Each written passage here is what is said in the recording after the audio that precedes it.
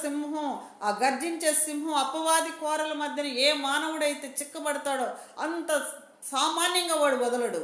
దేవుడు వచ్చి గద్దిస్తే తప్ప ఆ కోరల్లోంచి ఆ మనిషి బయటికి రాడు. ప్రతి ఇంటిలో బలిపీఠం ఉండాలి, ప్రార్థన అనే బలిపీఠం ఉండాలి. వేకువజామున పక్షులైనా లేవని సమయంలో లేచి మనం ఏనాడైతే ప్రార్థన చేస్తామో ఆ ఇంటిలో శుభం ఉంటుంది, నెమ్మది ఉంటుంది, సమాధానం ఉంటుంది, సంతోషం ఉంటుంది, స్తుతి గానాలు ఉంటాయి. లేదు, మా ఇంట్లో ఎవరో ఒకరు, ఒక ముసలామో లేకపోతే నా భార్యో లేకపోతే మా సేవకుడు ప్రార్థన చేస్తున్నాడులే, మాకేమీ కాదు, మా చుట్టూ ఎప్పుడు ఆయన ఆత్మ కంచి వేస్తుంటాడు అనుకుంటే అబద్ధం అది.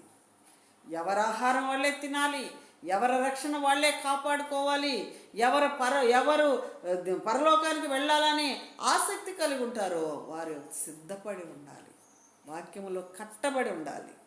ఈరోజు నాకైనా మీకైనా ఎవరికైనా ఒక దైవజనుడు చెప్తేనే మేము ఈ స్థాయిలోకి ఎవరైనా వచ్చే, చెప్తే అది చెప్పింది చెప్పినట్టు వింటేనే మేము ఈ స్థాయికి వచ్చాం. మా అంతటా మేము ఎదగలేదు.